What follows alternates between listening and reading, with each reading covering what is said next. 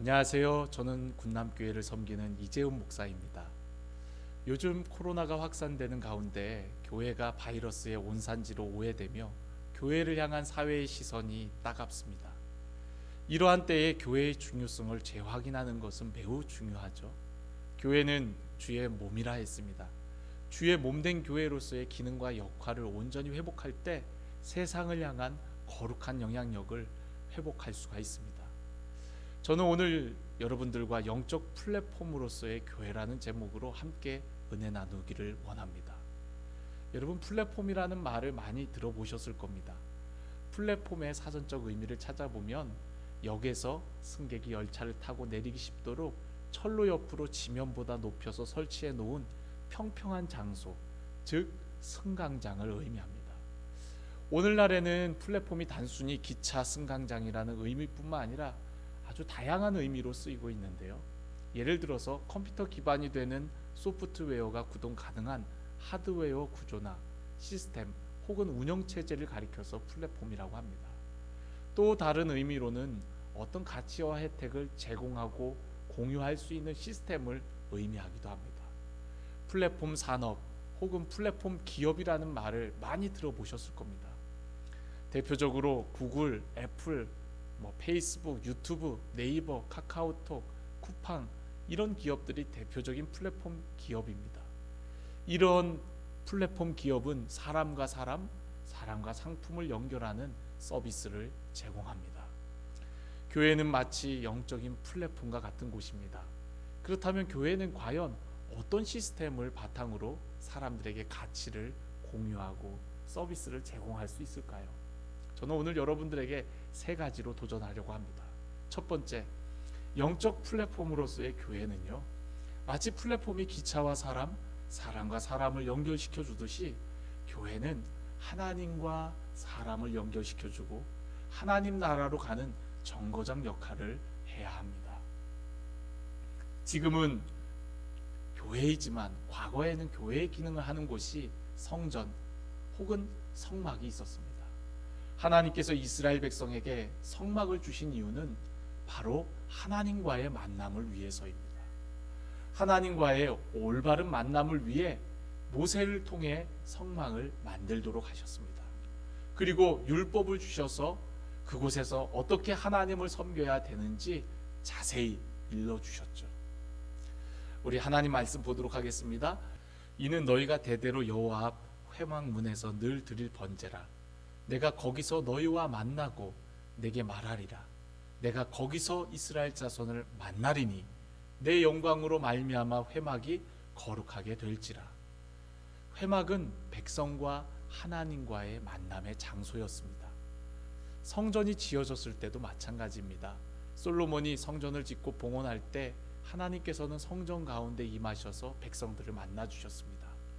열왕기상 8장 11절 말씀 함께 읽겠습니다. 제사장이 그 구름으로 말미암아 능히 서서 섬기지 못하였으니 이는 여호와의 영광이 여호와의 성전에 가득함이었더라. 뿐만 아니라 하나님께서는 성전을 거룩하게 구별하여 그곳에 내 눈길과 내 마음이 항상 있으리라고 약속해 주셨습니다. 열왕기상 9장 3절 말씀, 나는 내가 건축한 이 성전을 거룩하게 구별하여 내 이름을 영원히 그곳에 두며 내 눈길과 내 마음이 항상 거기에 있으리니. 아멘. 또한 솔로몬의 기도를 보면 어려움을 만난 사람 누구든지 이 성전에 와서 기도하면 하나님께서 도와주실 것을 우리에게 말씀해 주고 있습니다. 이방 사람이라 할지라도, 이스라엘 사람들이 아닌 이방 사람이라 할지라도 이곳에 와서 누구든지 기도하면 그 기도와 간구를 들어달라고 이야기하고 있습니다. 우리 함께 읽겠습니다. 열왕기상 8장 41절부터 43절.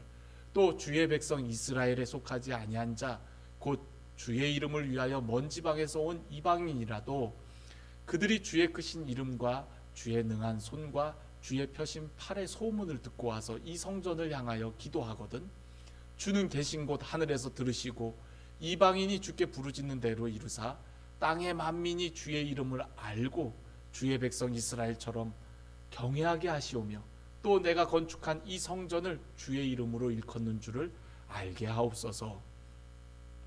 에베소서 1장 23절에 보면 교회는 그의 몸이라 했습니다. 주의 몸된 교회는 성도와 성도가 연결되어 지체를 이루고 머리 대신 주님과 성도가 온전히 연합하는 것입니다. 뿐만 아니라 교회는 세상 속에 있으면서 하나님과 세상을 이어주는 거룩한 통로입니다. 그렇기에 교회는 성도들만의 공간이 아닙니다. 바로 누구나 하나님을 찾고 만날 수 있도록 세상을 향하여 열려진 공간이 되어야 합니다. 성막, 성전, 교회는 하나님과의 만남의 서비스를 제공하는 플랫폼입니다. 가장 중요한 만남의 서비스가 바로 예배입니다. 그렇기 때문에 교회에서 예배에 대한 강조는 강조하고 강조해도 지나치지 않습니다. 선교의 궁극적인 목적도 열방이 주께 돌아와 예배하는 것입니다. 코로나 바이러스로 인하여 우리가 드리는 예배가 많은 제한과 어려움 가운데 있습니다. 지금은 예배의 다양한 변화를 가져올 때입니다. 예수님께서도 사마리아 여인과의 대화에서 예배의 장소보다 아버지께 향하는 진정한 마음이 더욱 중요함을 말씀하셨습니다. 다양한 방법들로 제공되는 예배의 형태가 오히려 진정한 삶의 예배자로 우리를 더욱 새롭게 세워나가는 계기가 되도록 노력해야 됩니다. 그동안 성도들만의 예배에서 벗어나 조금 더 세상 사람들과 함께 공감하며 나아갈 수 있는 예배, 또한 온라인을 통해 누구나 쉽게 예배에 접속하고 참여할 수 있는 방법들을 통해 복음의 확장을 가져와야 합니다.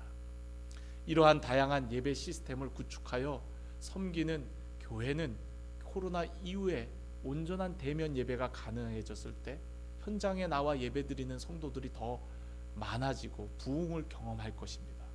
그러나 이러한 변화를 두려워하고 아무것도 하지 않는다면 성도들을 다 잃고 말 것입니다. 궁극적으로 하나님의 임재 가운데 사람들이 나올 수 있도록 빠르게 변화하는 시대에 복음의 본질을 잃지 않고 더 많은 사람들과 공감할 수 있는 예배 서비스를 교회는 제공해야 합니다. 두 번째, 영적 플랫폼으로서의 교회. 교회는 세상에서 해결할 수 없던 인생의 문제와 어려움을 해결하는 플랫폼이 되어야 합니다. 세상은 돈을 벌기 위해 플랫폼을 만듭니다. 그래서 플랫폼 비즈니스라는 말을 하죠. 대부분의 플랫폼 비즈니스는 상품과 서비스를 자체적으로 제조하기보다는 적절하게 연결하는 서비스를 제공합니다. 그래서 플랫폼 비즈니스의 특징은 소유하지 않으면서도 소유하는 겁니다. 예를 들어 카카오 택시 같은 경우에 택시를 한 대도 보유하고 있지만 택시와 사람을 연결해 주는 거죠. 배달의 민족이나 호텔스닷컴, 호텔을 보유하고 있지 않지만 호텔과 투숙객을 연결해 주는 겁니다. 플랫폼 비즈니스의 핵심은 사람입니다. 얼마짜리 상품을 파는 것보다 더 중요한 것은 얼마나 많은 사람, 즉 회원을 보유하고 있는가입니다. 사람을 모으되 충성스러운 사람들을 모아 그들에게 다양한 혜택을 나눠주고요. 그로 인해서 더 많은 사람들이 모여 수익을 극대화하는 구조입니다. 한 사람 한 사람이 모여서 공유하는 작은 일상들이 데이터가 되고 이 데이터가 빅데이터가 되면서 빅데이터는 수많은 정보를 담고 있기 때문에 빅데이터를 소유한 자가 곧 광고 시장의 주인이 되어집니다. 빅데이터를 AI가 분석한 결과를 토대로 물건을 만들고 또 서비스를 제공하는 기업은 더 많은 수익을 가져올 수밖에 없는 것이죠. 그래서 4차 산업혁명의 주인공은 이런 플랫폼을 구축하거나 아니면 그 구축한 플랫폼을 잘 활용하는 사람이 될 것입니다. 요즘 유튜버가 아주 난리죠. 유튜브를 활용한 유튜버들이 큰 광고 수익을 벌어들이는 것을 볼 수가 있습니다. 유튜브는 하나의 플랫폼이고 그 유튜브라는 플랫폼을 바탕으로 해서 활동하는 유튜버들이 정말 많은 그런 수익을 내는 것을 볼 수가 있어요. 플랫폼 기업과는 다르게 영적인 플랫폼으로서의 교회는요, 이윤 추구가 목적이 아닙니다. 그럼 교회는 어떤 유익을 나누어 줄 수 있는 곳일까요? 교회는 세상이 줄 수 없는 것을 주는 곳입니다. 세상에서 해결할 수 없는 문제, 질병, 어려움을 기도를 통해 공유하고 하늘의 능력을 받아서 그것을 통해서 해결하는 곳이 바로 교회입니다. 예수님 당시에 성전 밖 뜰은 장사터로 변질되어 있었습니다. 예수님은 성전에 들어가셔서 장사하는 자들을 내쫓으시며 너희는 강도의 소굴을 만들었다고 하시며 분노하셨습니다. 마태복음 21장 13절 우리 함께 봉독하겠습니다. 그들에게 이르되 기록된 바 내 집은 기도하는 집이라 일컬음을 받으리라 하였거늘 너희는 강도의 소굴을 만드는도다 하시니라. 예수님께서 말씀하셨던 성전의 기능은 이사야 선지자의 말씀을 인용하면서 내 집은 만민이 기도하는 집이라고 말씀하십니다. 교회의 정말 중요한 기능이 바로 기도하는 곳입니다. 서로 기도하며 병이 낫고 서로 기도하며 문제가 해결되고 서로 기도하며 위로와 평강을 얻는 곳이 바로 교회입니다.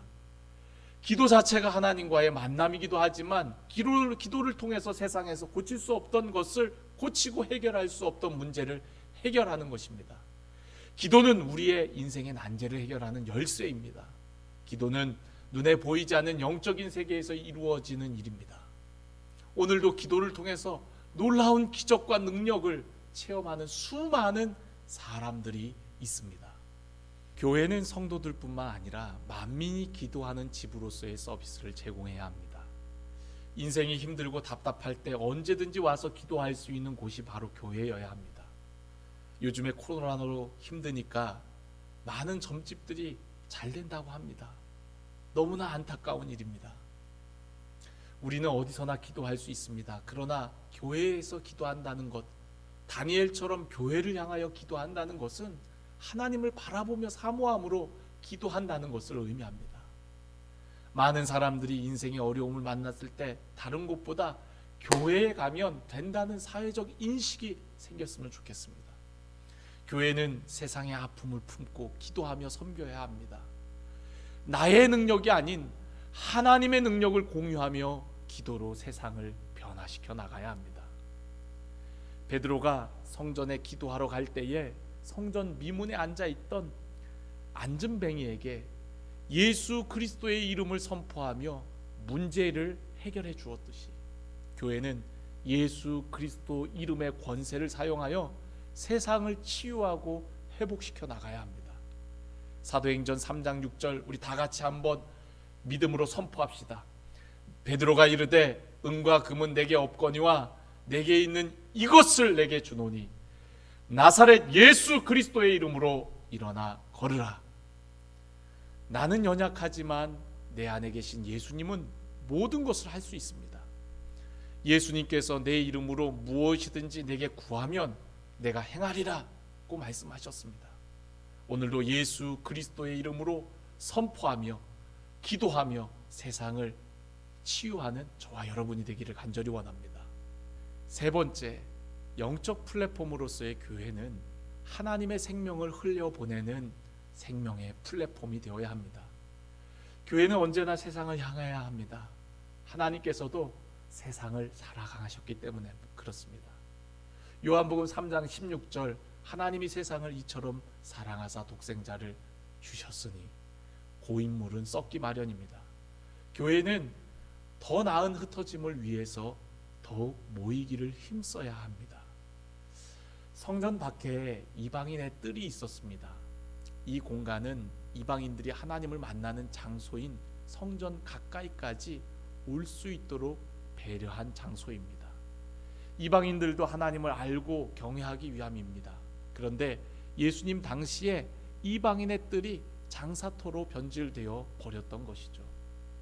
하나님께서는 유대인을 택하셔서 구원의 역사를 이끌어 가셨습니다. 그러나 유대인들은 그것을 오히려 교만하게 여겨 어느 민족보다 폐쇄적인 민족이 되었습니다. 하나님의 구원 계획은 아브라함을 선택하신 처음부터 아브라함을 통해 온 민족이 복을 받는 것이었습니다. 그런데 어느 순간부터 그들은 민족 우월주의에 빠졌고 선민의식으로 인해 하나님의 크신 계획을 보지 못하였습니다. 우리 에베소서 1장 23절 말씀 함께 읽겠습니다. 교회는 그의 몸이니 만물 안에서 만물을 충만하게 하시는 이의 충만함이니라. 하나님께서는 교회를 통해 충만한 은혜를 흘려 보내십니다. 주님께서 이 땅에 교회를 세우신 이유는 교회를 통해 교인들을 충만하게 하시는 것이 아니라 만물, 곧 모든 것, 세상을 충만하게 하시는 것입니다. 3년 동안 예수님께서 제자들을 훈련시키시고 십자가를 앞에 두고 제자들에게 이렇게 말씀하십니다. 아버지께서 나를 보내신 것 같이 나도 너희를 세상에 보낸다고 하셨어요. 우리는 예수님의 생명을, 회복의 은혜를 세상 가운데 전파하고 나타내는 사명이 있습니다. 세상을 향한 하나님의 마음을 외면한 교회는 존재 이유가 반만 가지고 있는 것입니다. 에스겔서 47장에 보면은 성전에서 흘러나오는 물이 회복의 역사를 일으키는 그런 환상 이야기가 있습니다. 에스겔서 47장 9절 말씀을 우리 함께 봉독합니다. 이 강물이 이르는 곳마다 번성하는 모든 생물이 살고 또 고기가 심히 많으리니 이 물이 흘러감으로 바닷물이 되살아나겠고 이 강이 이르는 각처의 모든 것이 살 것이며. 여러분, 성전에서 나온 물이 가는 곳마다 회복의 역사, 생명의 역사를 일으켰던 것을 볼 수가 있습니다. 여러분, 오늘날 성전에서 나온 물이 어떤 물일까요? 바로 저와 여러분들이 바로 성전에서 흘러나온 물인 줄로 믿습니다. 여러분이 가는 곳마다 생명의 역사가 일어납니다. 여러분이 가정으로 가면 그곳에 생명의 역사가 일어납니다. 여러분이 직장으로 가면 직장의 생명의 역사가 일어나야 돼요. 요한복음 7장 38절 말씀 우리 함께 읽겠습니다.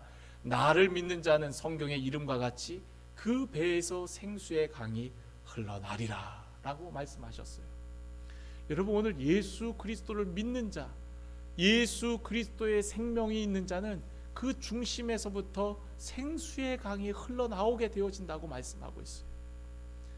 여러분, 오늘 우리 한 사람 한 사람이 교회에서 흘러나온 생명의 강물, 또한 우리 한 사람 한 사람이 예수 그리스도의 영 성령을 모신 하나님의 전이라는 사실을 여러분 잊지 마십시오. 오늘 저와 여러분이 이 땅에서 빛과 소금의 역할을 감당하며 정말 흩어져서 하나님의 영광을 드러내며 생명의 열매들을 맺어 나가야 됩니다.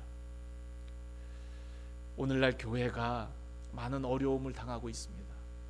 교회인 성도 한 사람 한 사람이 믿음으로 회복되어질 때, 예수 그리스도를 모시고 온전해질 때, 여러분, 이 땅의 교회들은 다시금 온전케 되어지고 세상을 향한 거룩한 영향력을 끼치게 되어질 줄로 믿습니다. 저희 교회는 작은 카페가 있습니다. 이 카페를 통해서 우리 교인들이 함께 교제도 하지만 이 카페 공간을 통해서 세상 사람들이 좀 더 교회에 접근하기 좋도록, 쉽도록 그 카페가 그런 문턱을 낮추는 그런 역할을 하고 있습니다. 카페에 오시는 손님 한 사람 한 사람을 저희는 단순히 손님이라고 여기지 않고 예수님처럼 여기고 그들을 섬기고 있습니다. 그곳에 와서 커피와 음료를 마시면서 교회 공간에 있을 때 주님의 몸된 교회인 우리들이 함께 그들과 교제하고 또 소통함으로써 그들이 정말 그리스도의 사랑이 어떤 것인지, 그리스도의 섬김이 어떤 것인지 느낄 수 있도록 하려고 노력하고 있습니다. 여러분, 교회는요, 우리 성도들만의 공간이 되어서는 안 됩니다. 세상 사람들도 누구나 이 교회에 올 수 있도록 그런 공유 공간을 만들어 보시면 좋겠어요. 어떤 교회는 주차장을 개방해서 세상과 함께 공유를 한다고 합니다. 또 어떤 교회는 도서관을 만들어서 세상과 함께 공유하며 소통하는 공간을 만드는 교회들도 있어요. 저희 교회는 작은 카페를 통해서 지역과 함께 소통하고 있고 또 이 카페를 통해서 세상 사람들에게 생명의 강물을 흘려보내려고 더욱 힘을 쓰고 있습니다. 여러분, 한번 해보십시오. 생명의 플랫폼 교회로서 저와 여러분이 정말로 복음을 증거하고 삶을 나누고 또한 섬김을 통하여서 사람들에게 감동을 주는 교회와 성도가 된다면 오늘날 코로나로 인해서 힘겨운 싸움을 하고 있는 이 교회가 차츰차츰 회복되고 세상 속에서 거룩한 빛, 거룩한 영향력을 끼치는 교회가 되지 않겠습니까? 여러분 힘을 내시고 오늘도 하나님 살아계십니다. 오늘도 주님의 몸된 교회는 결코 음부의 권세가 이기지 못한다 그랬습니다. 오늘도 주님과 함께 할 때 교회를 통한 생수의 강이 여전히 세상을 치유하고 회복시키게 되어질 줄로 믿습니다. 할렐루야!